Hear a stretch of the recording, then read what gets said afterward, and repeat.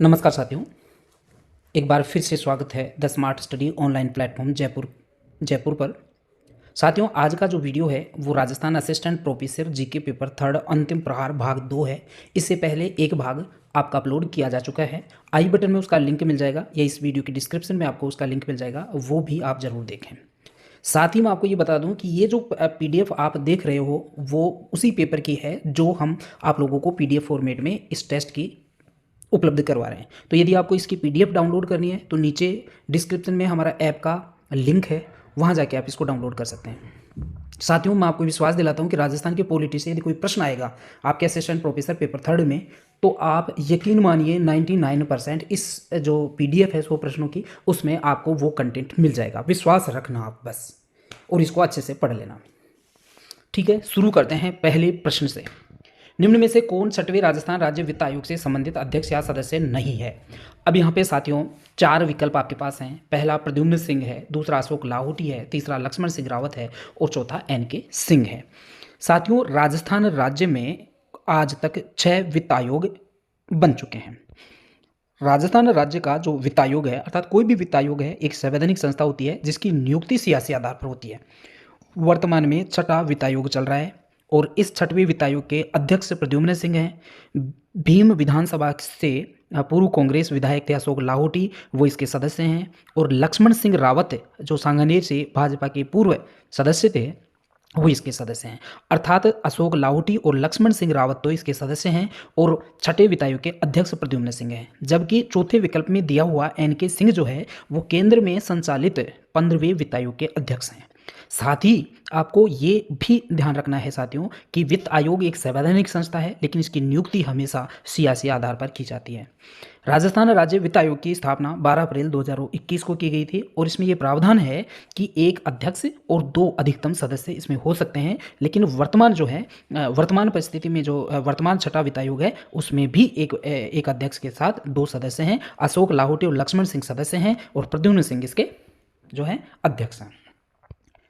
ठीक है, दूसरे प्रश्न की तरफ चलते हैं। निम्न में से कौन वर्तमान में राजस्थान राज्य के मुख्य सूचना आयुक्त हैं? मुख्य सूचना आयुक्त देखिए, एमडी कारोनी, देवेंद्र भूषण गुप्ता, वजाहत हबीबुल्ला और श्री यशवर्धन कुमार सिन्हा।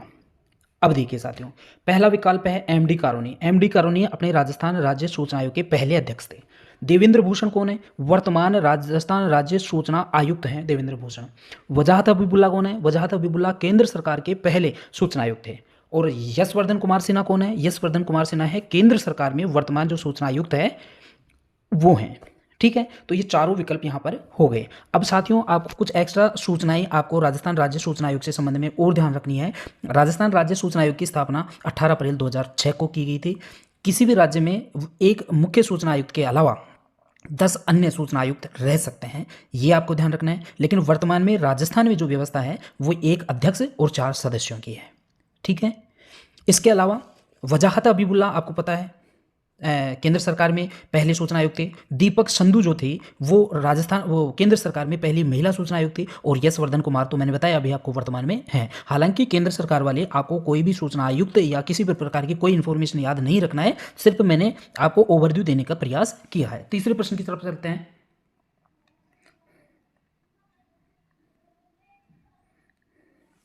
तीसरा प्रश्न देखिए, निम्न में से कौन आज तक राजस्थान राज्य वित्त आयोग का अध्यक्ष नहीं रहा? अध्यक्ष की बात है साथियों, तो वर्तमान राजस्थान राज्य में कितने वित्त आयोग बन चुके हैं? 6 वित्त आयोग बन चुके हैं। राजस्थान राज्य का जो अंतिम 6वां वित्त आयोग बना था वो 12 अप्रैल 2021 को प्रद्युम्न सिंह की अध्यक्षता में बना था। ठीक है, पहला वित्त आयोग का अध्यक्ष कृष्ण कुमार गोयल था, दूसरे का हीरालाल देवपुरा था, तीसरा माणिकचंद सुराना था, चौथा बीडी कल्ला था, 5वां ज्योतिकिरण और 6वां प्रद्युम्न सिंह। लेकिन ये जो चौथा विकल्प है वो जो आपका सही आंसर होगा, क्योंकि यहाँ पे एनके सिंह राजस्थान राज्य वित्त आयोग के अध्यक्ष नहीं है। केंद्र सरकार में जो 15वें वित्त आयोग के अध्यक्ष हैं वो एनके सिंह है। और अशोक लाहौटी और लक्ष्मण सिंह रावत ये दोनों राजस्थान राज्य के 6ठे वित्त आयोग के सदस्य हैं, अध्यक्ष नहीं है। इसलिए 1, 2 और 3 विकल्प तो सही है, चौथा विकल्प गलत है। तीसरे प्रश्न की तरफ चलते हैं साथियों। राजस्थान के मुख्य सचिवों के संदर्भ में निम्न में से कौन सा युग्म असंगत है? अब देखिए, राजस्थान राज्य का जो मुख्य सचिव है उसकी सबसे पहले स्थापना आपको पता है 13 अप्रैल 1949 को की गई थी। के राधाकृष्णन राजस्थान राज्य के पहले मुख्य सचिव थे। इसके अलावा कुछ और इन्फॉर्मेशन आपको ध्यान रखनी है। देखिए, जो पहली एआरसी रिपोर्ट थी, प्रशासनिक सुधार आयोग की जो रिपोर्ट थी, उसमें स्पष्ट रूप से ये कहा गया था कि किसी भी राज्य का जो मुख्य सचिव होता है उसकी अधिकतम कार्यावधि 3 या 4 साल होनी चाहिए। लेकिन राजस्थान राज्य का जो बीएस मेहता है, मुख्य सचिव बीएस मेहता, उन्होंने लगभग 6 साल तक राजस्थान राज्य का मुख्य सचिव रहने का गौरव प्राप्त किया और राजस्थान राज्य के सबसे ज़्यादा लंबा समय तक यदि कोई मुख्य सचिव रहा है वो बीएस मेहता रहा है। ठीक है साथियों, राजस्थान राज्य की पहली जो मुख्य सचिव थी, महिला मुख्य सचिव, वो कुशाल सिंह थी। ठीक है, इसके अलावा एचएम माथुर का कार्यकाल सबसे छोटा रहा था, ये भी आपको ध्यान रखना है। 6 दिन, मात्र 6 दिन ही एचएम माथुर रहे थे। इसके अलावा चौथा, पांचवा प्रश्न अपन देखते हैं। राज्य मानवाधिकार की आयोग की बात करते हैं। तो सबसे पहले राज्य मानवाधिकार आयोग का प्रश्न पढ़ते हैं कि ये प्रश्न क्या पूछना चाह रहा है। राज्य मानवाधिकार आयोग के अध्यक्ष व अन्य सदस्यों की नियुक्ति राज्यपाल द्वारा एक समिति की सिफारिश के पश्चात होगी जिसमें निम्नलिखित में से कौन सा युग्म असंगत है। अब देखिए, राजस्थान राज्य मानवाधिकार आयोग की कुछ एक्स्ट्रा जानकारी मैं बाद में दूंगा, सिर्फ मैं अभी ये बताता हूँ कि जो भी मानवाधिकार आयोग का अध्यक्ष होता है उसकी नियुक्ति राज्यपाल द्वारा होती है, लेकिन राज्यपाल जो है वो एक समिति की अनुशंसा मांगेगा। वो एक समिति, मानवाधिकार आयोग के अध्यक्ष और सदस्यों की नियुक्ति के लिए एक समिति बनाई जाएगी जिसका मुखिया जो होगा, चेयरपर्सन होगा, वो मुख्यमंत्री होगा। साथ ही विधानसभा में जो अध्यक्ष है वो, और विधानसभा में नेता प्रतिपक्ष, 2 आदमी तो ये, और विधान परिषद यदि किसी राज्य में है तो विधान परिषद का सभापति और उसका नेता प्रतिपक्ष, ये 5 आदमी मिलकर अनुशंसा करेंगे कि अमुक राज्य में मानवाधिकार आयोग के अध्यक्ष पद पर इस व्यक्ति की नियुक्ति की जाए। तो ये अनुशंसा समिति की अनुशंसा के आधार पर ही ये नियुक्ति होती है। ठीक है, इस साथ ही एक गृह मंत्रालय जो है, गृह मंत्रालय का जो प्रभारी मंत्री है वो भी उसमें होता है। तो ये चारों के चारों विकल्प ही यहां पर सही हैं। अब देखिए आगे, लोकायुक्त निम्नलिखित में से किसके विरुद्ध शिकायत की जांच कर सकता है। अब ये बहुत ही महत्वपूर्ण प्रश्न है साथियों। राजस्थान राज्य लोकायुक्त, अब पहले तो आपको ये ध्यान रखना है कि जो लोकायुक्त की स्थापना है राजस्थान में वो 25 अगस्त 1973 को की गई थी। अब ये जो लोकायुक्त है, लोकायुक्त निम्नलिखित में से किसके विरुद्ध शिकायत की जांच कर सकता है। अब मैं यदि आपको ये बता दूं कि किसके विरुद्ध जांच नहीं कर सकता है तो आपको उत्तर मिल जाएगा। अब देखिए, ध्यान से सुनना। जो भारतीय संविधान है, संविधान के अनुच्छेद 236 में का जो खंड ख है उसमें स्पष्ट रूप से ये लिखा हुआ है कि कोई भी, राजस्थान राज्य के संदर्भ में बात कर रहा हूँ, कि लोकायुक्त जो है वो किसी भी राज्य के मुख्यमंत्री, हालांकि कुछ राज्यों में मुख्यमंत्री भी लोकायुक्त के दायरे में है, राजस्थान के संदर्भ में बात करें तो मुख्यमंत्री, महालेखाकार, निर्वाचन आयुक्त या राजस्थान राज्य के सचिवालय में जो भी अधिकारी कर्मचारी काम करते हैं वो, यदि कोई सेवानिवृत्त लोक कार्मिक है तो वो, इनके विरुद्ध लोकायुक्त जांच नहीं कर सकता। इसके अतिरिक्त जो भी व्यक्ति होगा, मंत्रियों के विरुद्ध जांच कर सकता है लेकिन मुख्यमंत्री के विरुद्ध नहीं कर सकता।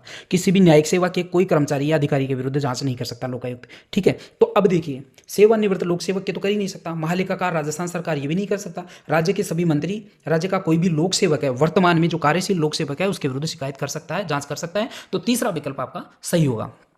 ठीक है, अभी नीचे व्याख्या है। आपके पंच सरपंचों के बारे में कई बार प्रश्न पूछता है कि इनके विरुद्ध जांच ले सकता है नहीं ले सकता है, तो नीचे येलो में उसको हाईलाइट कर दिया है ताकि आपको अच्छे से वो पता रहे। अब राज्य मानवाधिकार का एक अलग से प्रश्न यहां पर आपके समक्ष है। देखिए, राज्य मानवाधिकार आयोग के बारे में निम्नलिखित कम कथनों में से क्या सही है, कूट की सहायता से सही उत्तर का चयन कीजिए। आयोग ने मई 2000 में पूर्णतः कार्य करना प्रारंभ कर दिया, बिल्कुल सही है। आयोग एक पूर्णकालिक अध्यक्ष और 2 सदस्य होते हैं, ये भी सही है। आयोग के अध्यक्ष उच्च न्यायालय के पूर्व मुख्य न्यायाधीश एवं पूर्व न्यायाधीश हो सकता है, बिल्कुल सही है। जनवरी 2021 से वर्तमान तक न्यायाधीश श्री गोपाल कृष्ण व्यास आयोग के अध्यक्ष हैं, तो ये भी सही है। तो चारों के चारों विकल्प ही राजस्थान राज्य मानवाधिकार आयोग के संदर्भ में सही है। राजस्थान राज्य मानवाधिकार के आयोग की स्थापना वर्ष 2000 में की गई थी। अब देखिए, निम्न में से कौन वर्तमान में राजस्थान राज्य के लोकायुक्त पद पर आसीन है। तो अब वर्तमान में जो लोकायुक्त है वो तो आपको पता है, प्रताप कृष्ण लोहरा वर्तमान में राजस्थान राज्य के लोकायुक्त हैं। पहले लोकायुक्त थे आई डी दुआ और केपीयू मेनन एकमात्र ऐसे उप लोकायुक्त थे जो एक बार ही हुए थे, पहले और अंतिम वही हैं केपीयू मेनन। तो आई डी दुआ मतलब पहला विकल्प आई डी दुआ लिखा है, इसका मतलब है ये पहले लोकायुक्त थे राजस्थान के। प्रताप कृष्ण लोहरा दूसरा नंबर का जो विकल्प है वो वर्तमान में राजस्थान में लोकायुक्त हैं। तीसरा केपीयू मेनन, केपीयू मेनन कौन थे, राजस्थान के प्रथम और एकमात्र उप लोकायुक्त थे केपीयू मेनन। और न्यायमूर्ति एस कोठारी कौन थे, इसके बारे में आपको आगे देखना है, एक अलग से प्रश्न इसका दिया हुआ है। 9वां प्रश्न देखिए, निम्नलिखित में से क्रमशः किस समिति ने त्रिस्तरीय पंचायत राज व्यवस्था और प्रत्येक पंचायत के लिए ग्राम सेवक और सचिव नियुक्त करने का सुझाव दिया। अब देखिए साथियों, इसमें 3 समितियां हैं जिसके बारे में सबसे ज़्यादा राजस्थान पंचायत राज संस्थाओं से संबंधित 3 समितियों के बारे में सबसे ज़्यादा पूछते हैं। एक तो बलवंत राय मेहता समिति जो 1957 में स्थापित हुई थी, एक गिरधारी लाल व्यास समिति जो 1973 में हुई थी, और एक थी आपकी अशोक मेहता समिति। तो यहां पर प्रश्न पूछ रहा है कि निम्नलिखित में से क्रमशः किस समिति ने त्रिस्तरीय पंचायती राज व्यवस्था तथा प्रत्येक पंचायत के लिए ग्राम सेवक और सचिव नियुक्त करने का सुझाव दिया था। तो यहां पर जो पहला विकल्प है साथियों, यहां पर इस प्रश्न में 2 प्रश्न छुपे हैं। ये कहना चाह रहा है कि त्रिस्तरीय पंचायत राज व्यवस्था का सुझाव तो किसने दिया था और प्रत्येक पंचायत के लिए ग्राम सेवक और सचिव नियुक्त करने का सुझाव किसने दिया था। तो पहला विकल्प जो है वो आपका सही हो जाएगा। बलवंत राय मेहता की अध्यक्षता में 1957 में जो त्रिस्तरीय पंचायत राज व्यवस्था का जो स्थापित की थी, उसने त्रिस्तरीय पंचायत राज व्यवस्था का सुझाव दिया था। साथ ही जो गिरधारी लाल व्यास समिति थी 1973 में जो इसकी स्थापना हुई थी, गिरधारी लाल जो समिति है उसने ये अनुशंसा की थी कि प्रत्येक राज्य में प्रत्येक जो जिला ग्राम पंचायत है उसमें एक सचिव की नियुक्ति की जानी चाहिए। इसके अलावा एक जो समिति थी मैंने आपको बताया था, अशोक मेहता समिति, उसने ये बताया था कि ये जो त्रिस्तरीय जो 3 लेयर जो पंचायत राज व्यवस्था है उसको 2 लेयर कर देना चाहिए। इसके अलावा कुछ एक्स्ट्रा फैक्ट आपको ध्यान रखना है कि 2 अक्टूबर 1959 को नागौर के बगदरी गांव में त्रिस्तरीय व्यवस्था की शुरुआत की गई थी। गिरधारी लाल व्यास समिति ने ग्राम सेवक और सचिव व्यवस्था का नियुक्त करने का सुझाव दिया था। अशोक मेहता ने 3 स्तरों के बजाय 2 स्तर अर्थात पंचायत स्तर को समाप्त करने का सुझाव उन्होंने दिया था। तो ये सारी चीज़ें तो आपको PDF में मिल जाएंगी। 10वां प्रश्न देखिए, स्वतंत्रता से पूर्व राजस्थान की निम्नलिखित में से कौन सी रियासत में लोक सेवा आयोग के माध्यम से कर्मचारियों की नियुक्ति होती थी। तो राजस्थान में के इतिहास में 3 लोक सेवा आयोग, अपने राजस्थान लोक सेवा आयोग की स्थापना से पहले, स्वतंत्रता से पहले 3 लोक सेवा आयोग थे। सबसे पहले लोक सेवा आयोग की स्थापना हुई थी जोधपुर में 1939 में। इसके बाद 1940 अगले ही साल जयपुर में स्थापना कर दी गई थी। बीकानेर में 1946 में ये लोक सेवा आयोग की स्थापना हुई थी, जिसके माध्यम से ये राज्य अपने लिए रिक्रूटमेंट करते थे। ठीक है। 11वां प्रश्न देखिए, राजस्थान में पंचायत राज संस्था ग्राम सभा के संदर्भ में निम्नलिखित में से क्या सत्य है। ग्राम सभा का उल्लेख अनुच्छेद 243A में किया गया है, बिल्कुल सही है। ग्राम सभा के सदस्य 18 वर्ष की आयु प्राप्त सभी वयस्क होते हैं, ये कथन गलत है, क्योंकि ग्राम सभा में जो सदस्य होते हैं वो 18 वर्ष की आयु प्राप्त होने के साथ साथ उसको संबंधित ग्राम की ग्राम पंचायत की वोटर लिस्ट में नाम पंजीकृत भी उसका होना चाहिए। तो दूसरा विकल्प गलत है। ग्राम सभा की अध्यक्षता ग्राम सचिव करता है, तो ये भी कथन गलत है, क्योंकि ग्राम सभा के अध्यक्ष सभा की अध्यक्षता ग्राम सचिव न करके सरपंच करता है। तो दूसरा और तीसरा वाक्य तो गलत है। और ग्राम सभा की गणपूर्ति कुल सदस्यों के 1/10 भाग होती है, तो चौथा भी सही है। तो पहला और चौथा वाक्य आपका सही है। अब देखिए 12वां प्रश्न देखिए, निम्न में से असुमिलित को चिन्हित कीजिए। पीके थुंगन समिति 1988, नियमित चुनाव होने चाहिए और कार्यकाल 5 वर्ष का होना चाहिए। ये एक तरफ समिति है, एक तरफ उसके द्वारा दिया गया सुझाव है। तो पीके थुंगन समिति ने यह कहा था कि चुनाव नियमित होने चाहिए पंचायत राज संस्थाओं के और कार्यकाल 5 वर्ष होना ही चाहिए। इसके अलावा तो ये स्टेटमेंट सही है। LM सिंघवी समिति 1986 में बनी थी, उसने ये सुझाव दिया कि पंचायत राज को संविधान में मान्यता दी जाए। ये बिल्कुल बहुत ही महत्वपूर्ण है। किस समिति ने ये सुझाव दिया था कि पंचायत राज को संविधान में मान्यता दी जाए, तो वो आपकी है LM सिंघवी समिति। इसके अलावा गिरधारी लाल व्यास समिति के बारे में मैंने अभी आपको बताया था कि ग्राम सेवक के पद की सिफारिश उन्होंने की थी। इसके अलावा सादिक अली समिति 1964 में बनी थी और इस समिति ने यह सुझाव दिया था कि राजस्थान में पंचायत राज के अध्यक्षों का गठन पृथक निर्वाचन मंडल द्वारा कराया जाना चाहिए। तो यहाँ पर नहीं चाहिए लिख दिया, तो चौथा विकल्प यहाँ पे गलत हो गया, क्योंकि सादिक अली समिति 1964 ने सुझाव दिया था कि पृथक अध्यक्ष पंचायत राज के जो अध्यक्ष अर्थात सरपंच और प्रधान जो हैं उनका चुनाव जो है वो एक अलग से निर्वाचक मंडल द्वारा होना चाहिए। जिस प्रकार MLA का चुनाव होता है एक पृथक निर्वाचन मंडल के द्वारा, उसी प्रकार प्रधान और सरपंच का होना चाहिए। ऐसे नहीं होना चाहिए कि जो निर्वाचित प्रतिनिधि हैं उनके द्वारा ही अप्रत्यक्ष रूप से चुना जाता है आजकल, वो नहीं होना चाहिए। तो ये सादिक अली समिति की सिफारिश थी, तो यहाँ पर चौथा विकल्प आपका गलत हो गया। अगला प्रश्न देखें, निम्नलिखित में से कौन से अनुच्छेद के अनुसार उच्च न्यायालय को अभिलेख न्यायालय के रूप में स्वीकृत किया गया है। तो अभिलेख न्यायालय जो है वो अनुच्छेद 215 में बताया गया है। अर्थात अनुच्छेद 214 तो ये कहता है कि प्रत्येक राज्य में एक न्यायालय होगा। अनुच्छेद 215 ये कहता है कि प्रत्येक उच्च न्यायालय है वो एक अभिलेख न्यायालय होगा। अनुच्छेद 216 ये कहता है कि एक मुख्य न्यायाधीश और अन्य कुछ न्यायाधीश प्रत्येक न्यायालय में रहेंगे। और 217 के अनुसार ये प्रावधान किया गया है कि उच्च न्यायालय के न्यायाधीशों की नियुक्ति राष्ट्रपति द्वारा, भारत के मुख्य न्यायाधीश और राज्य के राज्यपाल के परामर्श के द्वारा ही की जाएगी। इस प्रकार ये प्रश्न नंबर 13 का उत्तर हुआ। 14वें प्रश्न की तरफ चलते हैं। राजस्थान में निम्न में से कितने जिलों में PESA act panchayat extension to schedule areas लागू है, तो सही उत्तर 8 होगा। इसका सारा डिस्क्रिप्शन नीचे है, पीडीएफ में आपको मिल जाएगा। राजस्थान में मुख्यमंत्री कार्यालय के बारे में कौन सा कथन असत्य है? पहला विकल्प है राजस्थान में मुख्यमंत्री सचिवालय की स्थापना 1951 में की गई, बिल्कुल सही है। मुख्यमंत्री कार्यालय का प्रशासनिक प्रधान मुख्य सचिव होता है, बिल्कुल सही है। तीसरा विकल्प देखिए, मुख्यमंत्री कार्यालय का प्रमुख सचिव राजस्थान प्रशासनिक सेवा का वरिष्ठतम अधिकारी होता है, ये विकल्प गलत है, क्योंकि ये विकल्प ये कहना चाह रहा है कि जो राजस्थान राज्य सचिवालय है उसका प्रधान आरएएस ऑफिसर होता है, नहीं। सचिवालय का प्रधान होता है वो एक वरिष्ठ आईएएस ऑफिसर होता है, भारतीय प्रशासनिक सेवा का कर्मचारी अधिकारी होता है, राजस्थान राज्य सेवा का अधिकारी नहीं होता है। तो तीसरा विकल्प आपका गलत हो गया। एनसी गोयल राजस्थान में सबसे कम कार्यकाल रहने वाले मुख्य सचिव थे, तो ये 4 में ही रहे थे, ये भी सही है। 16वां प्रश्न देखिए, राज्यपाल को अध्यादेश जारी करने की संविधान प्रदत्त शक्ति के संदर्भ में निम्न में से क्या सही नहीं है? अब देखिए साथियों, मैं आपको राजस्थान राज्य के राज्यपाल से संबंधित कुछ फैक्ट बता देता हूं पहले, तो इसके बाद में हम बात करेंगे मूल प्रश्न पे। एक तो राज्यपाल का शपथ के बारे में ध्यान रखना, जो राज्यपाल शपथ लेता है वो 30 जो अनुसूची है 3 उसमें उल्लेखित शपथ के अनुसार शपथ लेता है, ठीक है। इसके अलावा 2 अनुच्छेद आपको ध्यान रखना है, एक तो अनुच्छेद 213 और एक अनुच्छेद 123। अनुच्छेद 213 और अनुच्छेद 123 दोनों समान अधिकारिता वाले अनुच्छेद हैं। यदि केंद्र सरकार में कोई अध्यादेश लाया जाता है राष्ट्रपति के द्वारा जब सदन कार्यशील नहीं हो, तो वो अनुच्छेद 123 में प्रदत्त शक्तियों का प्रयोग करेगा। और यदि किसी राज्य में राज्यपाल द्वारा कोई अध्यादेश लाया जाता है तो वो अनुच्छेद 213 के उपबंधों के आधार पर उनमें प्रदत्त शक्ति का प्रयोग करते हुए जो है वो लाएगा, आपका अध्यादेश लाएगा, ठीक है साथियों। अब ये प्रश्न क्या कह रहा है वो देखिए, राज्यपाल को अध्यादेश जारी करने की संविधान प्रदत्त शक्ति के संदर्भ में निम्न में से क्या सही नहीं है? अर्थात 3 विकल्प तो सही है, एक गलत है। अब पहला क्या है देखिए, इस शक्ति का प्रयोग अनुच्छेद 213 में प्रदत्त अनुबंधों के अनुसार प्रख्यापित करता है, तो ये बिल्कुल सही है। अनुच्छेद 213 राजस्थान किसी भी राज्य के राज्यपाल को ये शक्ति देता है कि जब सदन विधानसभा कार्यशील नहीं हो, अस्तित्व में नहीं हो, उस समय किसी विषय पर कोई बहुत ज़्यादा जरूरी कोई कानून बनाने की स्थिति हो, आवश्यकता हो, उस समय राज्यपाल अपने हस्ताक्षर, मुद्रा और लेख सहित अध्यादेश जारी कर सकता है। और इस अध्यादेश की आयु रहेगी 6 माह। लेकिन यदि सदन कार्यशील हो गया तो कार्यशील होने के प्रथम दिन से लेके 42वें दिन तक यदि सदन उसको पारित करके नियम नहीं बना दे, कानून नहीं बना दे, तो वो स्वतः ही निरस्त हो जाएगा। 42 दिन या 6 सप्ताह, तो ये ध्यान रखना। राज्यपाल द्वारा जारी अध्यादेश 6 माह तक प्रभावी होगा, बिल्कुल सही है। सत्र न चल रहा हो तो 6 माह तक वो काम करेगा। राज्यपाल द्वारा जारी अध्यादेश 6 सप्ताह 42 दिन तक प्रभावी होगा सत्र प्रारंभ होने पर, यह भी बिल्कुल सही है कि यदि सत्र चालू हो गया तो 6 सप्ताह के अंदर अंदर उस सदन के द्वारा उस विधेयक को पारित करना होगा, अन्यथा वो स्वतः ही निष्क्रिय हो जाएगा।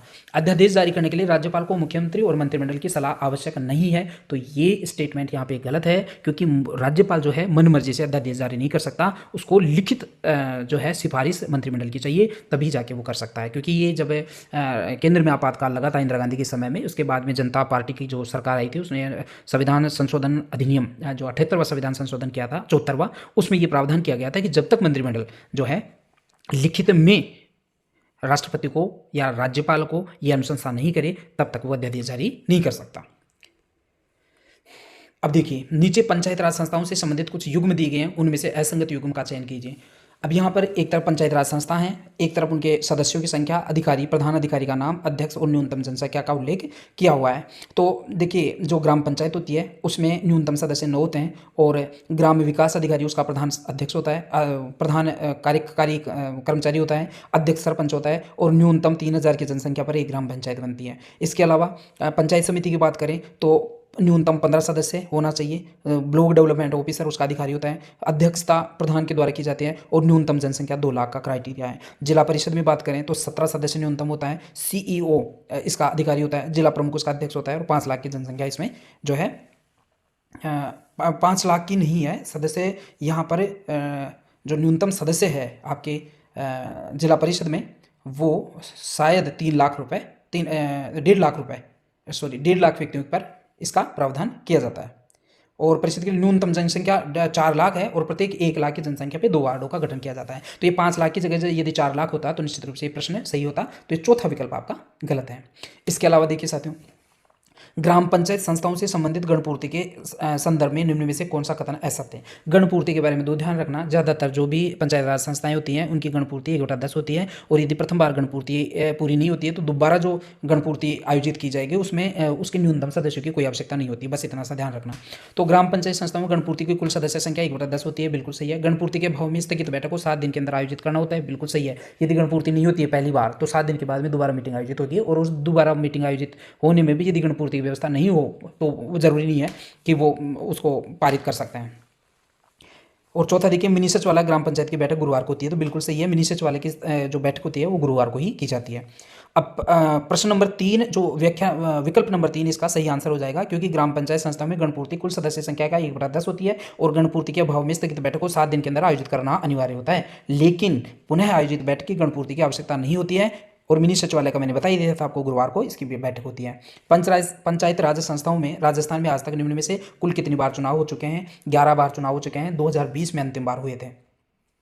निम्न में से कौन सा युग्म उन दो राज्यपालों का है जिन्हें परंपरा से परे हटकर राजस्थान का मूल निवासी होने का के बावजूद राजस्थान का राज्यपाल नियुक्त किया गया था। अब ये बहुत ही गंभीर प्रश्न है, गूढ़ प्रश्न है साथियों, ज़्यादातर लोग इसको गलत करेंगे, क्योंकि आमतौर पर परंपरा बनी हुई है कि कोई भी व्यक्ति जिस गृह राज्य किसी राज्य का व्यक्ति है, निवासी है, जिस राज्य का निवासी है वहां पर उसको राज्यपाल नियुक्त नहीं किया जाएगा। ये परंपरा है, नियम नहीं है, कानून नहीं है, संविधान में नहीं लिखा हुआ है। क्योंकि कई ऐसे उदाहरण हमारे सामने हैं जो मतलब इस जो परंपरा है उसको तोड़ा गया।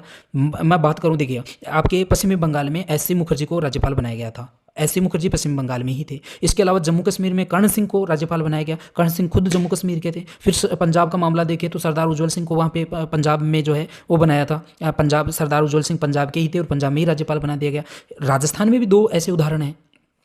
एक तो जोधपुर के थे मिलाप चंद जी जैन, जो उनको राज्यपाल बनाए गए थे, कार्यवाहक ही थे, लेकिन पद तो पद होता है। एक नवरंग लाल जी टिबरेवाल थे झुंझुनू के, जो उस समय अपने सुप्रीम कोर्ट के चीफ जस्टिस थे, और उनको कार्यवाहक राज्यपाल बनाया गया था। तो ये जो है आपको ये ज़रूरी नहीं है कि जिस राज्य का व्यक्ति राज्यपाल है मूल निवासी वहाँ पर राज्यपाल बनाया ही नहीं जाएगा। हालांकि इस परंपरा का पालन किया जाता है, लेकिन एस.सी. मुखर्जी पश्चिमी बंगाल, कर्ण सिंह जम्मू कश्मीर, सरदार उज्जवल सिंह पंजाब के मामले में इस नियम को, इस परंपरा को दरकिनार किया गया था। ठीक है, तो यहां पर मिलापचंद जैन और नवरंगलाल टिबरेवाल, ये जो पहला विकल्प है वो आपका सही आंसर हो जाएगा। कौन सा युग्म उन 2 राज्यपालों का है जिन्हें परंपरा से परे हटकर राजस्थान का मूल निवासी होने के बावजूद राजस्थान का राज्यपाल नियुक्त किया गया था। तो मिलापचंद जैन जो जोधपुर के थे उनको, और नवरंगलाल टिबरेवाल जो झुंझुनू के थे उनको। इन दोनों ऐसे व्यक्ति हैं जो राजस्थान के ही निवासी थे और राजस्थान में ही इनको राज्यपाल बनाया गया था। अब देखिए 21वां प्रश्न, नीचे दिए गए कथनों में से सत्य कथन का चयन कीजिए। हीरालाल शास्त्री 1946 में भारत की संविधान निर्मात्री सभा में राजस्थान के प्रतिनिधि के रूप में मनोनीत हुए थे, बिल्कुल सही है। बलवंत सिंह मेहता राजस्थान के पहले व्यक्ति थे जिन्होंने मूल संविधान पर हस्ताक्षर किए थे, बिल्कुल सही है। वर्ष 1946 में निर्मित संविधान निर्मात्री सभा में राजस्थान के कुल 11 सदस्य थे, बिल्कुल सही है। तो यहां पर चारों के चारों विकल्प ही सही हैं। 22वां प्रश्न देखिए, निम्न में से कौन राजस्थान के एक राजनेता, अधिवक्ता और संविधान सभा के सदस्य भी थे। यहां पर जो मुकुट बिहारी लाल भार्गव हैं वो आपका सही आंसर होगा, क्योंकि मुकुट बिहारी लाल जो भार्गव हैं 1903 में इनका जन्म हुआ, 1980 में इनका निर्माण हुआ। ये एक स्वतंत्रता सेनानी, सामाजिक कार्यकर्ता, राजनीतिज्ञ थे और अजमेर से संविधान सभा के सदस्य चुने गए थे। ये जो ऐसे व्यक्तित्व थे जो बाद में 3 बार भारतीय राष्ट्रीय कांग्रेस के टिकट पर अजमेर संसदीय क्षेत्र से लोकसभा के सांसद के रूप में भी इन्होंने प्रतिनिधित्व किया था। तो आपको मुकुट बिहारी लाल भार्गव का नाम ध्यान रखना है। 23वां प्रश्न देखिए, राजस्थान राज्य निर्वाचन आयोग के संदर्भ में नीचे कुछ कथन दिए गए हैं, उनमें से असत्य कथन का चयन कीजिए। राजस्थान राज्य निर्वाचन आयोग का गठन 1994 में हुआ था। राजस्थान का राज्य निर्वाचन आयोग एक संवैधानिक संस्था है। राज्य निर्वाचन आयोग बहु सदस्यीय आयोग है। राज्य निर्वाचन आयोग संविधान के अनुच्छेद 243 के में वर्णित है। पहला विकल्प सही है, दूसरा विकल्प सही है, तीसरा गलत है, क्योंकि राज्य निर्वाचन आयोग बहुसदस्यीय आयोग नहीं है, एक सदस्य आयोग ही होता है। 24वां प्रश्न देखिए, राजस्थान राज्य मानवाधिकार संरक्षण आयोग के संदर्भ में निम्नलिखित में से कौन सा कथन असत्य है। कार्यवाहक मानवाधिकार आयोग के अध्यक्ष एच.आर. कोड़ी रहे। मानवाधिकार आयोग से संबंधित कुछ फैक्ट आपको ध्यान रखना है। क्या क्या ध्यान रखना है, देखिए, जो एक तो मानवाधिकार आयोग की स्थापना के बारे में ध्यान रखना है। वर्ष 2000 में इसकी स्थापना की गई थी। वर्तमान में इसके अध्यक्ष गोपाल कृष्ण गोखले हैं।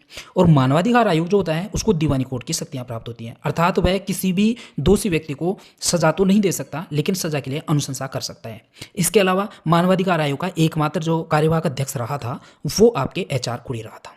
ठीक है, अब देखिए, अब इसको यदि ये कॉन्सेप्ट आपके समझ में आ गया तो इसका उत्तर दे सकते हैं। तो कार्यवाहक मानवाधिकार आयोग का अध्यक्ष HR कोड़ी थे, बिल्कुल सही है। आयोग उन मामलों की जांच नहीं कर सकता जिनकी जांच पहले से ही राष्ट्रपति कर रहा है, तो बिल्कुल सही है।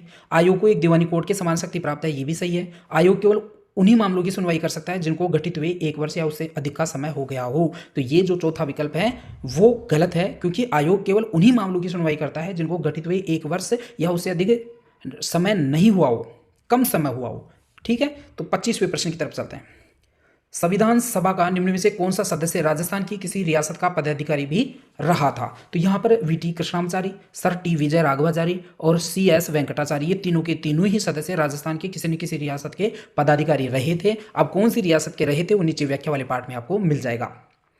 निम्नलिखित में से कौन राजस्थान हाईकोर्ट की प्रथम महिला न्यायाधीश थी? राजस्थान राज्य जो हाईकोर्ट है उसके बारे में आपको ये ध्यान रखना है साथियों कि ये महिलाओं के संबंध में जब भी कोई बात आए तो आपको ये एक चीज़ ध्यान रखना है कि राजस्थान राज्य हाईकोर्ट में अब तक केवल 13 महिलाओं का 13 महिलाएं हैं जज बनी हैं, जिसमें से 3 महिला तो वर्तमान में हैं। अब कौन कौन सी हैं ये देखिए, को आज तक 13 महिलाओं का राजस्थान हाईकोर्ट में चयन हुआ है। पहली जो महिला थी वो कांता भटनागर थी। राजस्थान हाईकोर्ट की पहली महिला न्यायाधीश कौन थी? कांता भटनागर। और वर्तमान में 3 न्यायाधीश हैं, महिला न्यायाधीश रेखा बोराणा, शुभा मेहता और नूपुर भाटी।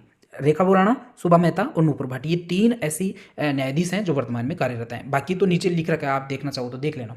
राजस्थान लोक सेवा आयोग के संदर्भ में निम्नलिखित में से क्या कौन सा कथन असत्य है? RPSC के बारे में आपको इसमें देखना है। देखो, आयोग के पहले अध्यक्ष SK घोष थे, बिल्कुल सही है। आयोग के अध्यक्ष पद पर सबसे लंबी अवधि DS तिवारी रहे, ये भी बिल्कुल सही है। आयोग के वर्तमान अध्यक्ष DC बैरवाल हैं, नहीं ये गलत है, क्योंकि वर्तमान अध्यक्ष संजय श्रोत्रिय हैं। DC बैरवाल क्या हैं? DC बैरवाल वर्तमान में राजस्थान लोक सेवा आयोग के सचिव हैं। ठीक है, इसके अलावा यानी तीसरा विकल्प आपका सही उत्तर हो जाएगा। और आयोग के अध्यक्ष का कार्यकाल 6 वर्ष या 62 वर्ष की आयु जो भी पहले हो वो होती है। तो पहला, दूसरा और चौथा तो सही है, तीसरा गलत है।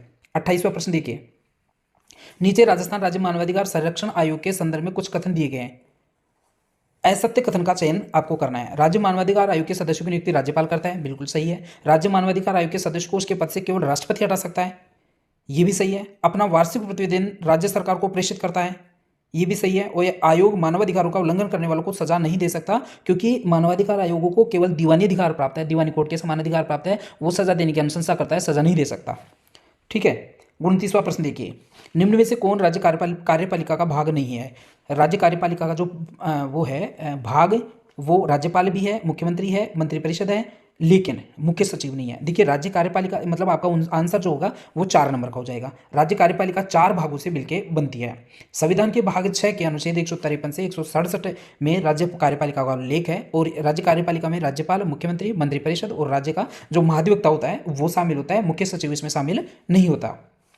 30वां प्रश्न देखिए, किसी भी राज्य के राज्यपाल की नियुक्ति शर्तों के संदर्भ में निम्न में से कौन सा कथन सत्य है?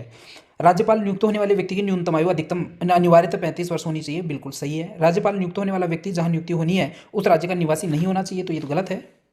कौन सा कथन सत्य है? केवल पहला कथन सही है। राज्यपाल की नियुक्ति करने से पूर्व राष्ट्रपति को संबंधित राज्य के मुख्यमंत्री से सलाह लेना अनिवार्य है। और राज्यपाल संविधान के 5वें अनुसूची में दिए गए प्रारूप के अनुसार प्रतिरूप या प्रतिज्ञान लेता है। अब यहाँ पे मैं आपको कुछ कॉन्सेप्ट बताता हूँ। देखिए, एक जो पहला विकल्प है, राज्यपाल नियुक्त होने वाले व्यक्ति को न्यूनतम आयु 35 वर्ष होनी चाहिए, ये तो सही है। दूसरे विकल्प की बात करें तो राज्यपाल नियुक्त होने वाले व्यक्ति जहां नियुक्ति होनी है उस राज्य का निवासी नहीं होना चाहिए, ऐसा नहीं है। मैंने आपको पहले भी बताया था, 5 उदाहरण बताए थे, मिलाप चंद जैन और नवरंगलाल टिब्रेवाल। तो राजस्थान के ऐसे 2 मुख्यमंत्री हैं जो राजस्थान के ही थे, और मुख्यमंत्री नहीं, मुख्य न्यायाधीश राज्यपाल जो राजस्थान के ही थे और राजस्थान में ही उनको राज्यपाल बनाया गया था। एक पश्चिमी बंगाल का उदाहरण बताया था मैंने, S.A. मुखर्जी। एक जम्मू कश्मीर का उदाहरण बताया था, कर्ण सिंह। एक पंजाब का उदाहरण बताया था, सरदार उज्जवल सिंह। तो ये पांचों के पांचों व्यक्ति हैं ना, जिस स्टेट में इनको राज्यपाल बनाया गया था उसी के मूल निवासी थे। तो दूसरा विकल्प तो आपका गलत हो रहा है, क्योंकि यह केवल परंपरा है, ये नियम नहीं है, कानून में नहीं लिखा हुआ है कि कोई व्यक्ति किसी राज्य विशेष का मूल नागरिक है तो वहाँ उसको राज्यपाल नहीं बनाया जा सकता है। बिल्कुल बनाया जा सकता है, जैसे मिलाप चंद जैन, नवरंगलाल टिब्रेवाल को राजस्थान में बनाया गया था। तीसरा विकल्प देखिए, राज्यपाल नियुक्त करने से पूर्व राष्ट्रपति को संबंधित राज्य के मुख्यमंत्री से सलाह लेना अनिवार्य है। ऐसा नहीं है, सलाह लेना अनिवार्य नहीं है, सलाह लेना भी परंपरा है। अब मैं आपको बताता हूँ, एक तो 1981 में और एक 1988 में, ऐसे 2 मुख्य वो बताऊंगा मैं आपको। जब आमतौर पे परंपरा ये है कि यदि किसी भी राज्य में कोई राज्यपाल की नियुक्ति की जाती है तो केंद्र सरकार द्वारा संबंधित राज्य में जहां राज्यपाल की नियुक्ति होनी है उस राज्य के राज्यपाल से सलाह मशवरा किया जाता है। लेकिन 1981 में क्या हुआ, जम्मू कश्मीर का मामला बता रहा हूँ, 1981 में जम्मू कश्मीर में मुख्यमंत्री हैं फारूक अब्दुल्ला। और वहाँ पर फारूक अब्दुल्ला को पता ही नहीं है कि मेरे राज्य में कौन राज्यपाल बन के आ रहा है, तो जगमोहन को केंद्र सरकार के द्वारा राज्यपाल नियुक्त कर दिया गया जम्मू कश्मीर में। उस समय आपको पता है, आपने राजनीति को बहुत गहराई से पढ़ा हो, तो मुख्यमंत्री फारूक अब्दुल्ला का पूरा मंत्रिमंडल ने इस्तीफा दे दिया था इसके विरुद्ध। लेकिन फिर भी जो केंद्र सरकार का जो निर्णय था जगमोहन को राज्यपाल बनाने का, वो सही कोर्ट के द्वारा सिद्ध किया गया कि संविधान में ऐसा कोई उल्लेख नहीं है कि ये अनिवार्य हो कि मुख्यमंत्री से सलाह मशवरा लेगा ही, ऐसा नहीं है। दूसरा, 1988 में पश्चिम बंगाल में भी सेम ऐसा ही ड्रामा हुआ था। मुख्यमंत्री थी ज्योति बसु और राज्यपाल बनाया गया था टी राजेश्वर को। ज्योति बसु से राज्यपाल टी राजेश्वर की नियुक्ति के संबंध में कोई बात नहीं की, कोई सलाह नहीं ली गई थी। तो ये तीसरा विकल्प भी साथियों आपका गलत है। चौथा देखिए, राज्यपाल संविधान की 5वीं अनुसूची में दी गई प्रारूप के अनुसार प्रतिज्ञा ने शपथ लेता है। तो ये तो मैंने पहले स्टार्टिंग में बता दिया था, राज्यपाल की शपथ का प्रारूप 3री अनुसूची में है, 5वीं में नहीं है। तो यहां पर केवल एक कथन ही सही है।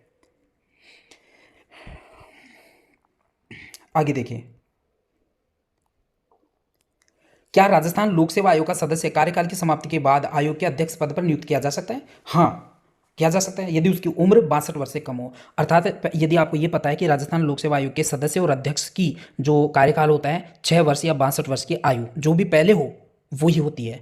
यदि कोई सदस्य ऐसा है जिसकी उम्र 62 वर्ष से कम है और उसने ये कार्यकाल पूरा कर लिया, तो उसको दोबारा भी आयोग में सदस्य बनाया जा सकता है। इसकी कोई पाबंदी नहीं है कि 62 वर्ष मतलब आपने एक बार कार्यकाल पूरा कर लिया तो दोबारा आपकी नियुक्ति नहीं हो सकती। एक बार कार्यकाल पूरा होने के बाद भी दोबारा राजस्थान लोक सेवा आयोग में सदस्य की नियुक्ति की जा सकती है। ठीक है। 32वां प्रश्न देखिए, संविधान के अनुच्छेद 156 में उपबंध है कि राज्यपाल अपने पद ग्रहण की तारीख से 5 वर्ष की उपबंध अवधि तक पद धारण करेगा। इससे निम्नलिखित में से कौन सा निष्कर्ष निकाला जा सकता है? किसी राज्यपाल को उसकी पदावधि पूरी होने से पूर्व पद से नहीं हटाया जा सकता है। तो पहला स्टेटमेंट तो गलत है, क्योंकि राज्यपाल का पद जो होता है ना निश्चित नहीं होता है। राज्यपाल का पद राष्ट्रपति के प्रसाद पर्यंत होता है, अर्थात राज्यपाल को जब चाहे राष्ट्रपति हटा सकता है। ठीक है। दूसरा देखो, कोई राज्यपाल 5 वर्ष की अवधि के बाद अपने पद पर बना नहीं रह सकता। तो ये स्टेटमेंट भी गलत है। क्यों गलत है? क्योंकि प्रत्येक राज्य का जो राज्यपाल होता है वो अपने पद का त्याग उस समय करता है जब उसका प्रतिनिधि पद धारण कर ले। अर्थात जैसे मान लो 5 साल हो गए किसी व्यक्ति को राज्यपाल, किसी भी राज्य में राज्यपाल बने हुए, लेकिन अभी तक है उनके स्थान पर कोई दूसरा पद ग्रहण करने वाला व्यक्ति नहीं आया, तब तक वो पद त्याग नहीं करता। तो यहाँ पर जो दोनों विकल्प हैं वो दोनों के दोनों ही गलत हैं। अब देखिए, राजस्थान राज्य में राष्ट्रपति शासन के तीसरी बार जो राष्ट्रपति शासन लगा था उसके संदर्भ में ये बात हो रही है। पहली बार राजस्थान में तीसरी बार राष्ट्रपति शासन के तथ्यों के संदर्भ में क्या सही नहीं है? पहली बार निर्वाचित सरकार को भंग कर 17 फरवरी 1980 को राष्ट्रपति शासन लगाकर मध्यावधि चुनाव करवाए गए। तो ये स्टेटमेंट आपका सही है। रघुकुल तिलक उस समय अपने जब ये तीसरी बार राष्ट्रपति शासन लगा तो रघुकुल तिलक यहाँ पर राज्यपाल थे और भैरू सिंह शेखावत आपके मुख्यमंत्री थे और इंदिरा गांधी उस समय भारत की प्रधानमंत्री थी। ये आपको ध्यान रखना है। इस बार राष्ट्रपति शासन 16 मार्च 1980 से 6 जून 1980 तक लगभग 100 दिन तक रहा। बिल्कुल सही है। इस समय देश के राष्ट्रपति नीलम संजीव रेड्डी थे। बिल्कुल सही। और प्रधानमंत्री इंदिरा गांधी, ये भी सही है। इस समय राज्यपाल वेदपाल त्यागी नहीं थे, उस समय रघुकुल तिलक थे और मुख्यमंत्री हरिदेव जोशी थे। तो मुख्यमंत्री तो सही है हरिदेव जोशी, लेकिन जो राज्यपाल हैं वो आपके सॉरी इसमें दोनों ही विकल्प गलत हैं। वेदपाल त्यागी के स्थान पे तो आप रघुकुल तिलक पढ़ें और हरिदेव जोशी के स्थान पर जो भैरू सिंह शेखावत पढ़े, तभी आपका सही होगा। अभी देखिए 34वां जो है, राजस्थान राज्य के 2 राज्यपालों को एक विशेष संदर्भ में कूटयोग में बनाया गया है। इनमें से असंगत का चयन कीजिए। अर्थात एक राज्यपाल तो ऐसा है जो आपातकाल लगने के समय था और एक आपातकाल हटने के समय था। तो यहाँ पर तीसरा विकल्प है रघुकुल तिलक और कलराज मिश्र का कोई कॉम्बिनेशन नहीं बैठता। नीचे उसकी व्याख्या है, उसको आप देख लेना, क्योंकि इसमें समझाने का इतना टाइम है नहीं। वर्तमान 17वीं लोकसभा में राजस्थान की कितनी महिला सांसद हैं? तो 3 थी, लेकिन एक दिया कुमारी वापस आ गई। तो लेकिन पिछला डाटा पूछे तो आपको 3 बताना है और यदि वर्तमान करके पूछे तो 2 बताना है, क्योंकि दिया कुमारी को तो अभी राजस्थान में राज्यपाल बना दिया, राजस्थान के मुख्यमंत्री इनको बना दिया गया है। दिया कुमारी, जसकौर मीणा और भरतपुर की रंजिता कोहली थी। वो 25 में से 3 महिला थी। राज्यसभा में जो राजस्थान के लिए 10 आरक्षित सीटें हैं उसमें एक भी महिला नहीं गई थी, ये आपको ध्यान रखना है। साथ ही आपको ये भी बता दूं कि राजस्थान राज्य के लिए लोकसभा में जो 25 आरक्षित सीट हैं जिसमें 24 बीजेपी की थी और एक आरएलपी की थी जो आपके हनुमान बेनीवाल की पार्टी थी। अभी वहां पर केवल 24 जो है सदस्य हो सकते हैं, उनमें भी काफ़ी को अभी यहाँ आ गया। तो ये तो औचित्यहीन प्रश्न बनेगा, इस प्रकार के प्रश्न नहीं पूछेगा। अब 36वां प्रश्न देखिए, नीचे राजस्थान विधानसभा के संदर्भ में कुछ तथ्य दिए गए हैं, उनमें से असत्य कथन का चयन कीजिए। वर्तमान में सदन में अर्थात विधानसभा में एससी समुदाय के लिए 34 और एसटी के लिए 25 सीटें आरक्षित है। बिल्कुल सही है। वर्तमान में सदन में एससी समुदाय की 8 और एसटी की 3 महिला विधायक पदासीन है। ये आपको व्यवहारिक प्रश्न हो गया। इस प्रकार आगे देखते हैं। राजस्थान के संदर्भ में लोकसभा के बारे में नीचे कुछ तथ्य दिए गए हैं, उन पर विचार करके असत्य तथ्यों को चिन्हित कीजिए। वर्तमान 17वें क्रम की लोकसभा में 545 सीटों में राजस्थान को 25 सीटें आवंटित की गई है। बिल्कुल सही है। वर्तमान में राजस्थान को आवंटित सीटों में केवल 3 सीटों पर महिला सांसद विराजमान है। बिल्कुल सही है। पहले की परिस्थिति को देखें तो राजस्थान को आवंटित सीटों में 4 सीट एससी को और 3 सीटें एसटी को वर्ग को आरक्षित हैं। बिल्कुल सही है। और वर्तमान में राजस्थान को आवंटित सभी सीटों पर कांग्रेस पार्टी के प्रतिनिधि विद्यमान हैं। तो यह विकल्प गलत है, क्योंकि जो 25 सीटें हैं 25 में 24 बीजेपी को गई थी और 1 आरएलपी को गई थी। उनमें से एक भी सीट कांग्रेस को नहीं गई थी। सो बड़ा साफ हुआ था। तो 17वीं विधानसभा लोकसभा के संदर्भ में ये सारे तथ्य हो गए। 38वां प्रश्न देखिए साथियों, यदि आपको इस वीडियो की पीडीएफ चाहिए तो इसी वीडियो के डिस्क्रिप्शन में जाकर आप हमारा जो भी एप्लीकेशन है आरजे टेस्ट सीरीज के नाम से, उसको आप डाउनलोड करें और उसके डाउनलोड सेक्शन में जाकर आप इनको प्रिंट करवा सकते हैं। प्रिंटेबल फॉर्मेट में आपको मिल जाएंगे। और मैं आपको विश्वास दिलाता हूं कि इस राजस्थान असिस्टेंट प्रोफेसर की जो परीक्षा होने वाली है उसमें राजस्थान पॉलिटी के जो भी प्रश्न आएंगे वो ज़्यादातर इस वीडियो से आपके कवर हो जाएंगे, क्योंकि एक प्रश्न के साथ उसके सहायक अन्य तथ्य इसमें व्याख्या वाले पार्ट में डाले गए हैं। राजस्थान विधानसभा में वर्तमान में अनुसूचित जनजाति की कितनी महिला विधायक सांसद हैं, ये भी अव्यवहारिक प्रश्न हो गया। लेकिन पिछली बार की डेटा में हो सकता है पेपर पहले ही बन चुका हो, तो आपको ये ध्यान रखना है 3 महिला विधायक एसटी की थी। और वो 3 महिला विधायक कौन कौन सी थी? श्रीमती इंदिरा बामनवास सवाई माधोपुर से, निर्मला सहरिया किशनगढ़ बारा से और किशनगंज बारा से, और श्रीमती रमीला खड़िया कुशलगढ़ बांसवाड़ा से। ठीक है। अब देखिए 39वां प्रश्न। राजस्थान की प्रथम विधानसभा के संदर्भ में असंगत विकल्प का चयन कीजिए। विधानसभा अध्यक्ष नरोत्तम लाल जोशी, विधानसभा उपाध्यक्ष लाल सिंह सख्तावत, विधानसभा नेता प्रतिपक्ष कुंवर जसवंत सिंह और प्रथम महिला विधायक दिया कुमारी। तो प्रथम महिला विधायक दिया कुमारी नहीं थी, यशोदा कुमारी थी। और यशोदा कुमारी ने 1953 में जो है बांसवाड़ा सीट से उपचुनाव, जब चुनाव अवैध घोषित किए गए थे 1953 में दोबारा जो चुनाव हुए थे, पीएसपी की सदस्य थी यशोदा देवी। उन्होंने कांग्रेस के नटवरलाल को 6411 वोटों से पराजित करके प्रथम महिला विधायक बनने का गौरव उनको प्राप्त हुआ था। भारत तथा उसकी सीमाओं के अधीन क्षेत्र में राजस्थान की महिला प्रतिनिधियों के संदर्भ में असत्य कथन का चयन कीजिए। लोकसभा में राज्य की पहली महिला सांसद गायत्री देवी थी। बिल्कुल सही है। राज्यसभा में राज्य की पहली महिला सांसद शारदा भार्गव थी। ये भी आपका सही है। आज तक राज्यसभा में राज्य की केवल 8 महिलाएं ही पूछी है। ये भी सही है। और यशोदा देवी ही आज तक सर्वाधिक 3 बार राज्यसभा पहुंच पाई हैं। तो यशोदा देवी नहीं, शारदा भार्गव जो है वो 3 बार पहुंची थी। इसके अलावा प्रभा ठाकुर 2 बार पहुंची थी। यशोदा देवी को राज्य के प्रथम महिला विधायक होने का गौरव प्राप्त है। वो सांसद नहीं थी, सांसद शारदा भार्गव थी। 3 बार वो गई थी। 41वां प्रश्न। राजस्थान में निम्न मुख्य सचिवों में कौन 2 बार मुख्य सचिव पद पर रहे थे? तो एचएम माथुर जो हैं वो 2 बार मुख्य सचिव पद पर रहे थे। निम्न में से राजस्थान का कौन सा निर्वाचन क्षेत्र भारत के निर्वाचन आयोग द्वारा क्रमांक 1 पर स्थित है? तो आपको बाड़ी जो है सादुल शहर वो आपके 1 नंबर पे है। ग्राम सभा का अभिप्राय आपका क्या है? तो ग्राम स्तर की पंचायत क्षेत्र के निर्वाचक नामावली में जो भी पंजीकृत लोग होते हैं वो ग्राम सभा में गिने जाते हैं।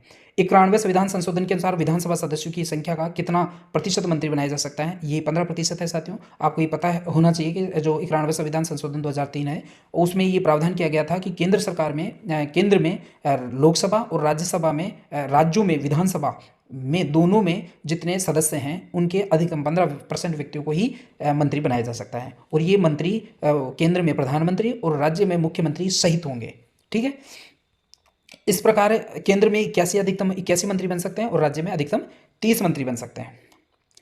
45वां प्रश्न देखिए। निम्नलिखित में से कौन राज्यपाल व मंत्रिपरिषद के मध्य कड़ी का काम करता है? तो आपको राज्य मुख्यमंत्री, आपको इसमें सही आंसर बताना है। विधान परिषद के गठन की प्रक्रिया के संदर्भ में कौन सा स्टेटमेंट सत्य नहीं है? तो विधान परिषद का गठन कैसे होता है? विधान परिषद के गठन करने में 5 प्रकार का जो निर्वाचक मंडल होता है। 1/3 सदस्य तो क्या होते हैं? जो भी अपनी नगर पालिका, जिला बोर्ड और जो लोकल सेल्फ गवर्नमेंट्स हैं, संस्थाएं हैं, उनके द्वारा चुने जाते हैं। 1/3 सदस्य जो हमें जनप्रतिनिधि होते हैं, एमएलए इत्यादि, उनके द्वारा चुने जाते हैं। फिर इसके अलावा 1/6 सदस्य राज्यपाल मनोनीत करता है। 1/12 सदस्य जो टीचर लोग चयन करते हैं, जो पिछले 3 वर्षों में उसको माध्यमिक कक्षाओं को पढ़ाने का अनुभव प्राप्त होता है। और 1/12 सदस्य 3 वर्ष पहले जिन्होंने ग्रेजुएशन कर चुके हैं वो युवा मतदाता। ठीक है। न्यूनतम 3 वर्ष का समय होना चाहिए। इस प्रकार ये जो है ये इसका निर्वाचन मंडल होता है। तो यहाँ पर तीसरा विकल्प गलत है, क्योंकि राज्यपाल मनोनीत करता है 1/6 सदस्यों को, 1/3 को नहीं करता। 47वां प्रश्न देखिए। निम्न में से असत्य कथन का चयन कीजिए। राज्यसभा में वर्तमान में कुल 25 महिला सांसद हैं। बिल्कुल सही है। आज तक राज्यसभा में राज्य की केवल 8 महिलाएं पहुंच पाई हैं, बिल्कुल सही है। राज्यसभा में वर्तमान में राजस्थान की केवल एक महिला सांसद है। राजस्थान में वर्तमान में राज्यसभा में राजस्थान की एक भी महिला नहीं है, तो तीसरा विकल्प गलत है। शारदा भार्गव राजस्थान में राज्यसभा में पहुंचने वाली राज्य की प्रथम महिला सांसद थी, ये भी सही है। तीसरा विकल्प गलत इस वजह से है क्योंकि वर्तमान में जो 10 सदस्य हैं राज्यसभा के राजस्थान से, उनमें से एक भी महिला नहीं है, 10 के 10 जेंट्स हैं, ठीक है। जबकि लोकसभा में जो 25 सदस्य चुन के गए हैं उनमें 3 महिला सांसद थी, लेकिन अब यहाँ पर जो है दो हैं या एक है, अपने दिया कुमारी को तो ले आए, लेकिन वो पीछे का डेटा पहुंचे, तो आपको ये ध्यान रखना है। निम्नलिखित में से कौन से अनुच्छेद के अनुसार जनसंख्या के अनुपात में अनुसूचित जाति और जनजाति को राज्य विधानसभा में आरक्षण प्रदान किया गया है? तो अनुच्छेद 332 आपको ये ध्यान रखना है। अनुच्छेद 332 में ये प्रावधान है आरक्षण वाला। और 33 को भी आपको ध्यान रखना है कि यदि किसी राज्य में आंग्ल भारतीय समुदाय का प्रतिनिधित्व नहीं होता है तो राज्यपाल उस राज्य की विधानसभा में एक आंग्ल भारतीय की नियुक्ति कर सकता है, वो अनुच्छेद 333 में उल्लेखित है। 49वां प्रश्न देखिए, निम्न में से कौन अनुच्छेद 164 के अनुसार मुख्यमंत्री की नियुक्ति करता है? तो मुख्यमंत्री की नियुक्ति राज्यपाल करता है। कैसे करता है, नीचे व्याख्या में मिल जाएगा आपको। वर्तमान 15वीं राजस्थान विधानसभा में सबसे अधिक वोटों से विजय प्राप्त करने वाले विधायक निम्नलिखित में कौन थे? तो यहाँ पर पिछली 15वीं विधानसभा में पूछे तो कैलाश मेघवाल शाहपुरा भीलवाड़ा से थे, और वर्तमान विधानसभा में पूछे तो आपके जो है दिया कुमारी का नाम बताना है। निम्नलिखित में से कौन से वर्ष में राजस्थान में सर्वाधिक उपचुनाव हुए? तो 1955 का जो साल था उसमें सर्वाधिक 17 विधानसभा क्षेत्रों में चुनाव हुआ था। तो 1955 और 1955 को बताना है, और जिसमें 17 विधानसभा क्षेत्रों में इसका चुनाव हुआ था।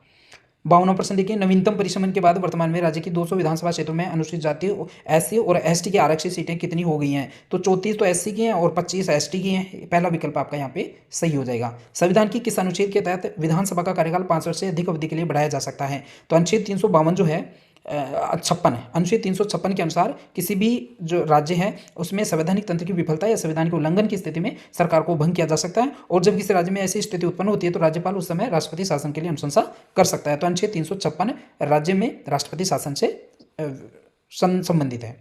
राजस्थान के मुख्यमंत्री पद के संदर्भ में असत्य कथन का चयन कीजिए। राजस्थान के प्रथम मुख्यमंत्री हीरालाल शास्त्री थे, बिल्कुल सही है। पहले निर्वाचित मुख्यमंत्री हीरालाल देवपुरा थे, ये भी हीरालाल देवपुरा नहीं, टीकाराम पालीवाल थे। हीरालाल देवपुरा तो सबसे कम समय तक मुख्यमंत्री रहे थे, तो दूसरा विकल्प यहाँ पे आपका गलत है। तीसरा विकल्प देखें तो जयनारायण व्यास एकमात्र मनोनीत और निर्वाचित मुख्यमंत्री थे, ये भी सही है। और मोहनलाल सुखाड़िया सर्वाधिक अवधि तक मुख्यमंत्री रहे, ये भी सही है। तो दूसरा विकल्प आपका यहाँ पे गलत होगा। राज्य के माध्यमिकता के संदर्भ में निम्न में से कौन सा कथन असत्य है?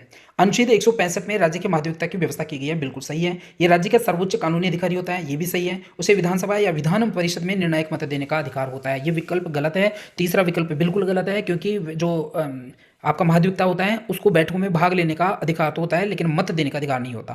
तो चौथा विकल्प देखिए, यह राज्य विधानमंडल के किसी भी सदन को बैठकों में भाग लेने और विचार व्यक्त करने का अधिकार रखता है, तो ये बिल्कुल सही है। महाधिवक्ता विचार बैठक में भाग भी ले सकता है और विचार भी अपने रख सकता है, लेकिन उसको मत देने का अधिकार नहीं होता।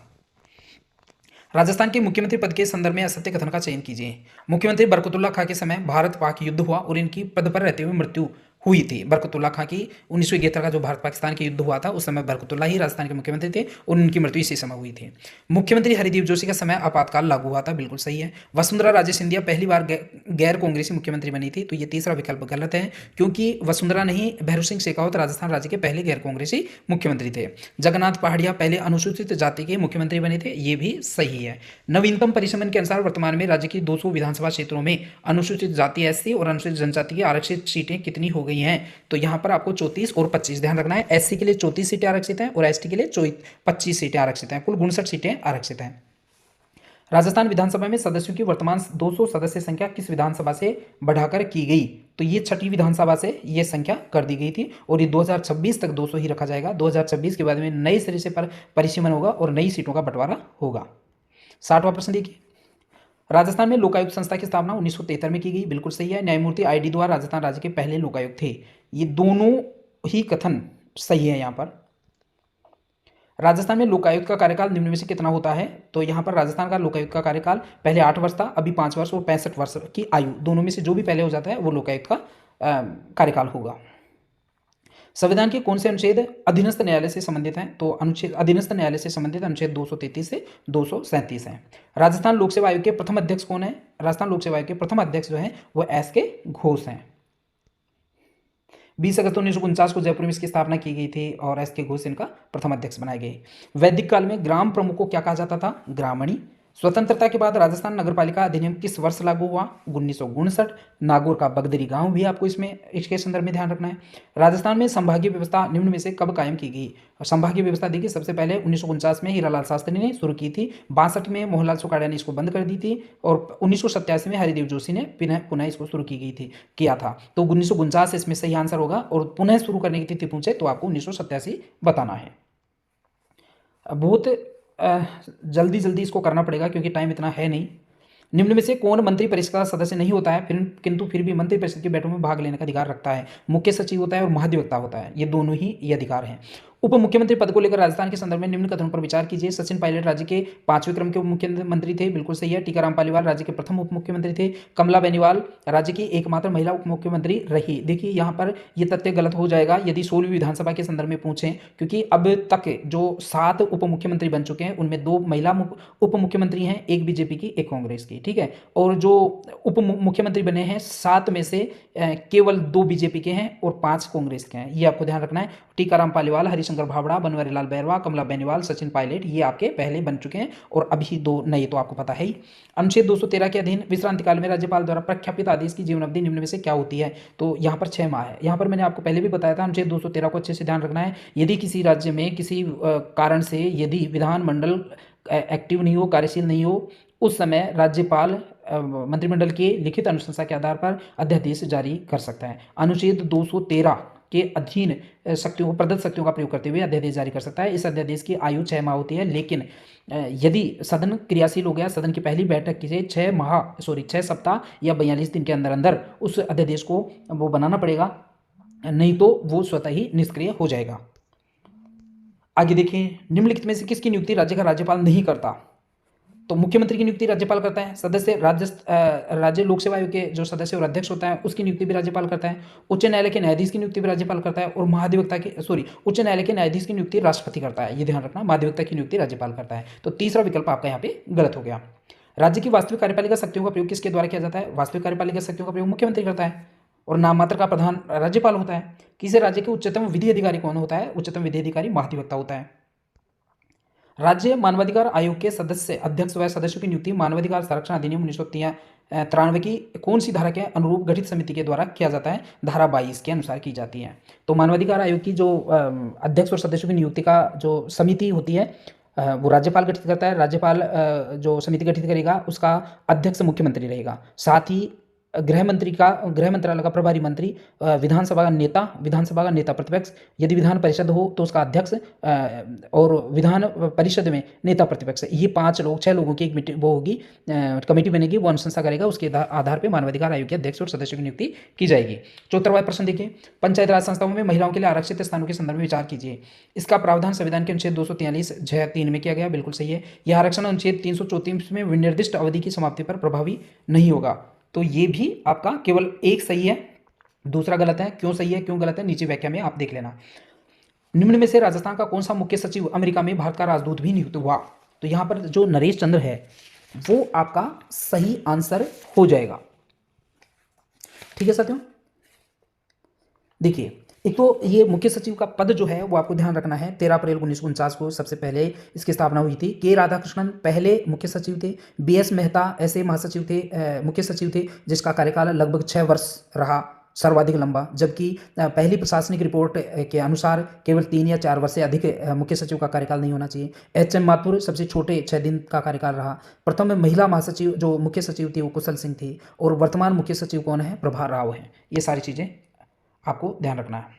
उषा शर्मा, प्रभा राव नहीं, उषा शर्मा। राजस्थान में मुख्यमंत्री कार्यालय के बारे में कौन सा कथन असत्य है? राजस्थान में मुख्यमंत्री कार्यालय की स्थापना 1951 में हुई, बिल्कुल सही है। मुख्यमंत्री कार्यालय का प्रशासनिक अधिकारी प्रमुख सचिव होता है, ये भी सही है। मुख्यमंत्री कार्यालय के प्रमुख सचिव राजस्थान प्रशासनिक सेवा का वरिष्ठतम अधिकारी नहीं होता, आईएएस होता है। तो तीसरा विकल्प आपका गलत है।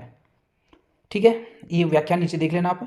निम्न में से कौन राजस्थान का मुख्य कार्यकारी अधिकारी होता है? तो मुख्य सचिव होता है। मुख्य सचिव से संबंधित यहाँ नीचे सारा बताया हुआ है कि पहला जो मुख्य सचिव है राधाकृष्णन था। अवशिष्ट वसीयतदार कहते हैं इसको, किंग पिन इसको कहा जाता है। प्रथम मुख्य सचिव के राधाकृष्णन था। पहली महिला मुख्य सचिव कुशाल सिंह थी। जो मुख्य सचिव BL माथुर में सर्वाधिक 4 मुख्यमंत्रियों के साथ काम किया। BS मेहता का कार्यकाल सर्वाधिक था। नरेश चंद्र कैबिनेट सचिव और अमेरिका में राजदूत रहे थे। ST के प्रथम जो वो थे मुख्य सचिव वो OP मीणा थे और SD उज्ज्वल कार्यवाहक मुख्य सचिव रहे और वर्तमान में उषा शर्मा। ठीक है। 78वां देखिए, राज्यों में मुख्य सचिव की नियुक्ति निम्न में से किसके द्वारा की जाती है? राज्यों में मुख्य सचिव की नियुक्ति मुख्यमंत्री के द्वारा की जाती है। हालांकि एक परंपरा बनी हुई है कि मुख्यमंत्री जिस व्यक्ति को मुख्य सचिव नियुक्त करेगा मुख्य सचिव नियुक्त करेगा वो उस केंद्र सरकार से उसकी मंत्रणा करेगा, सलाह मशवरा करेगा। लेकिन ये केवल परंपरा है, ये अनिवार्य शर्त नहीं है कि कोई भी मुख्यमंत्री केंद्र सरकार से सलाह ले ही। ठीक है, तो मुख्यमंत्री आपको ध्यान रखना है। संविधान के अनुच्छेद 73 के संशोधन का प्रावधान किया गया है पंचायतों को नियमित चुनाव कराने के लिए, बिल्कुल सही है। महिलाओं के लिए सभी स्तरों पर सीटों के आरक्षण के लिए, ये भी सही है। राज्य वित्त आयोग की संस्तुति के अनुसार पंचायतों को फंड्स का अनिवार्य रूप से हस्तांतरण एवं 11वीं अनुसूची में दी गई विषयों के संबंध में पंचायतों को सख्ती और अनिवार्य रूप से हस्तांतरण, तो ये सारे के सारे विकल्प आपके सही हैं। अब यहाँ पर सूची 1 को सूची 2 से मिलाना है। राज्य का वास्तविक शासक मुख्यमंत्री होता है। नीति निर्माण का कार्य निदेशालय करते हैं। विधायी शासक सचिवालय होता है और विधायी शासक राज्यपाल होता है और नीति क्रियान्वयन का कार्य निदेशालय करता है। इस प्रकार नीचे आप इसको मिला लेना। भारत का प्रथम राज्य जहां लोकायुक्त पद की स्थापना की गई थी उड़ीसा थी और राजस्थान में सर्वाधिक जो लोकायुक्त है उसमें सर्वाधिक लंबा कार्यकाल श्री SS कोठारी का था। न्यूनतम कार्यकाल VS दवे का। ID दुआ प्रथम लोकायुक्त और KPU मेनन प्रथम और एकमात्र उप लोकायुक्त थे। 82वां प्रश्न देखिए, राजस्थान का प्रथम व एकमात्र उप लोकायुक्त कौन था? तो मैंने तो 3 बार बता दिया आपको। KPU मेनन प्रथम और एकमात्र उप लोकायुक्त थे। उड़ीसा पहला राज्य था जहां पर लोकायुक्त पद की स्थापना की गई थी। इसके बाद उत्तराखंड हुआ था। ठीक है, और राजस्थान में 26 मार्च 1973 को हुआ था। इसके अलावा एक हिमाचल प्रदेश, मध्य प्रदेश, आंध्र प्रदेश और गुजरात ही 4 राज्य ऐसे हैं जहां पर मुख्यमंत्री को लोकायुक्त के क्षेत्राधिकार के अंतर्गत रखा गया है। राजस्थान में मुख्यमंत्री को लोकायुक्त के क्षेत्राधिकार से बाहर रखा गया है, लेकिन सभी मंत्रियों को लोकायुक्त के क्षेत्राधिकार के अंदर रखा है। श्री SS कोठारी सर्वाधिक लंबा कार्यकाल था। VS दवे न्यूनतम कार्यकाल। ID दुआ प्रथम लोकायुक्त और KPU मेनन प्रथम व एकमात्र उप लोकायुक्त। जन सुनवाई अधिकार अधिनियम कब पारित हुआ? 1 अगस्त 2012 को जन सुनवाई अधिकार लागू हुआ था। 84वां प्रश्न देखिए, निम्न में से कौन से अनुच्छेद में राज्य विधानमंडल द्वारा पारित विधेयक को राष्ट्रपति द्वारा पुनः विचार के लिए राज्यपाल द्वारा आरक्षित रखने की शक्ति प्रदान करता है? तो आरक्षित रखने की शक्ति अनुच्छेद 200 के अंतर्गत दी जाती है। MM पुंछी आयोग ने किसके द्वारा राज्यपाल पर महाभियोग के प्रावधान की सिफारिश की थी? तो राज्य विधानमंडल है उसके द्वारा राज्यपाल पर महाभियोग के प्रावधान की सिफारिश की थी पुंछी आयोग ने। और पुंछी आयोग की स्थापना हुई थी मदन मोहन पुंछी की अध्यक्षता में वर्ष 2007 में। वर्तमान परिसीमन आयोग के अनुसार कौन सा या कौन से कथन सत्य हैं? वर्तमान परिसीमन आयोग की आदेश संख्या 16 25 जनवरी 2006 लागू है। ये आप इस व्याख्या वाले पार्ट में देख लेना, बहुत लंबा वीडियो हो जाएगा। राजस्थान में लोक लेखा समिति के संदर्भ में कौन सा कथन असत्य है? प्रथम बार इसका गठन 10 अप्रैल 1962 को किया। उसके कुल सदस्यों की संख्या 20 होती है। अध्यक्ष राज्य में सत्तारूढ़ दल का कोई सदस्य होता है। अध्यक्ष सत्तारूढ़ का नहीं तो विपक्षी दल का सदस्य होता है और कार्यकाल 2 वर्ष का नहीं होता है, 1 वर्ष का होता है। तो इसमें तो केवल पहला विकल्प ही सही लग रहा है मेरे को, सभी विकल्प गलत हैं इसमें। राज्य सरकार पर वित्तीय नियंत्रण और निगरानी हेतु विधानसभा की लोक लेखा समिति का प्रथम बार गठन 10 अप्रैल 1952 को किया गया था, 62 को नहीं। इसके सदस्यों को विधानसभा सदस्यों द्वारा अपने में से ही एकल संक्रमणीय मत प्रणाली द्वारा प्रतिवर्ष चुनाव किया जाता है। इसके सदस्यों की संख्या 20 नहीं 15 होती है और इसका अध्यक्ष विरोधी दल का सदस्य होता है और इस समिति का कार्यकाल 2 वर्ष नहीं 1 वर्ष होता है। तो सारे के सारे विकल्प यहाँ पर गलत हो गए। निम्नलिखित में से कौन सा उप मुख्यमंत्री 4 अन्य से, ये तो पहले प्रश्न कर दिया गया है। निम्नलिखित में से कौन से 2 अनुच्छेदों का प्रभाव लगभग एक समान होता है? अनुच्छेद 123 और 213 मैंने पहले बता दिया था।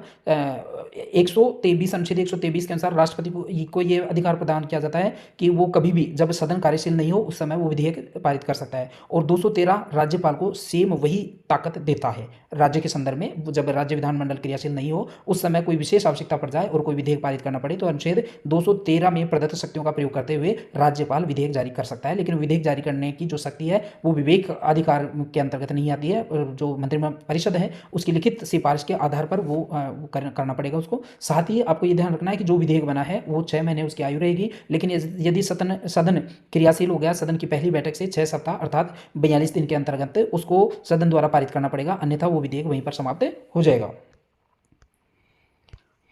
राजस्थान हाईकोर्ट में निम्न में से कौन सा या कौन से मुख्य न्यायाधीश उच्चतम न्यायालय के न्यायाधीश भी रहे? तो यहाँ पर कमलनाथ वाचू, अरुण कुमार, JM पांचाल, चारों के चारों ही जो तीनों के तीनों ही जो हैं वो राजस्थान के मुख्य न्यायाधीश थे जो उच्चतम न्यायालय के न्यायाधीश भी रहे। आज तक 15 न्यायाधीश वहाँ पहुँच चुके हैं। 13 न्यायाधीश। निम्न में से कौन सी राज्यपाल की कार्यकारी शक्ति नहीं है? मुख्यमंत्री या मंत्री की नियुक्ति करना, बिल्कुल सही है। राज्य के महाधिवक्ता की नियुक्ति, बिल्कुल सही। राज्य में संवैधानिक आपातकाल की सिफारिश करना, ये भी सही है। संघ लोक सेवा आयोग के अध्यक्ष और सदस्यों की नियुक्ति राज्यपाल नहीं करता। संघ लोक सेवा आयोग और अध्यक्ष की नियुक्ति के सदस्य और अध्यक्ष की नियुक्ति राष्ट्रपति द्वारा की जाती है, इसलिए चौथा विकल्प आपका गलत हो जाएगा।